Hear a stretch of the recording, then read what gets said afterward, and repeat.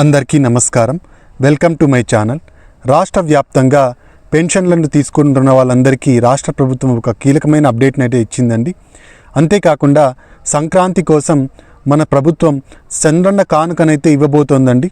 ఈ రెండు భారీ శుభవార్తలను తీసుకొని ఈ వీడియోలో అయితే వచ్చేసానండి. మనకు జనవరి నెలకు సంబంధించిన ఒక కీలకమైన అప్డేట్ అయితే ఇచ్చిందండి మన గవర్నమెంట్ పెన్షన్లు తీసుకుంటున్న వాళ్ళకు. అదేంటి, దానికి సంబంధించిన పూర్తి వివరాలు ఏంటి మనం ఈ వీడియోలో అయితే చూసేద్దామండి.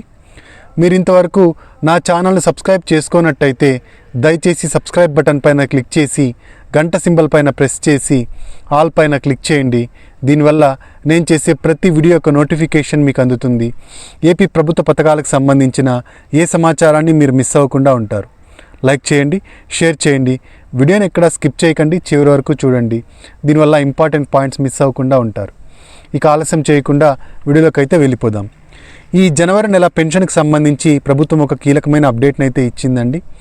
డిసెంబర్ 31వ తేదీనే ఈ జనవరి నెలకు సంబంధించిన పెన్షన్లను అయితే ఇవ్వబోతోందండి మన గవర్నమెంట్. జనవరి 1వ తేదీ ఆప్షనల్ హాలిడే కావడంతో మనకు డిసెంబర్ 31వ తేదీనే పెన్షన్లు అయితే ఇవ్వడం జరుగుతుంది. ఇక అంతేకాకుండా జనవరి 1వ తేదీ పెన్షన్లు అయితే ఇవ్వడం జరగదండి. ఈ 1వ తేదీ ఇవ్వాల్సిన పెన్షన్ ఏవైనా బ్యాలెన్స్ ఉన్నట్టయితే 2వ తేదీన పెన్షన్లు అయితే ఇవ్వడం అయితే జరుగుతుందన్నమాట. పెన్షన్దారులు దీన్ని గమనించాలండి. ఇక ఇంకా ముఖ్యమైన అప్డేట్ ఏంటంటే చంద్రన్న కానుకనైతే ఇవ్వబోతుందని మన కూటమి ప్రభుత్వం.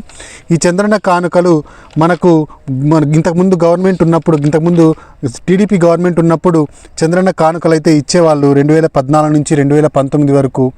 అయితే దీన్ని వేరే గవర్నమెంట్ రావడంతో, వైసీపీ గవర్నమెంట్ రావడంతో మనకు ఈ చంద్రన్న కానుకలను ఆపివేయడం జరిగింది.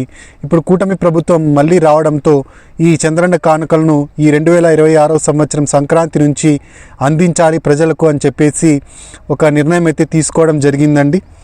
ఈ చంద్రన్న కానుకలో 9 రకాల సరుకులు అయితే ఉండడం జరుగుతుందన్నమాట. ఈ 9 రకాల సరుకులతో పాటు తెల్ల రేషన్ కార్డు కలిగిన ప్రతి మహిళకు 2 చీరలను కూడా అందించాలని చెప్పేసి ప్రభుత్వం నిర్ణయం అయితే తీసుకోవడం జరిగిందండి.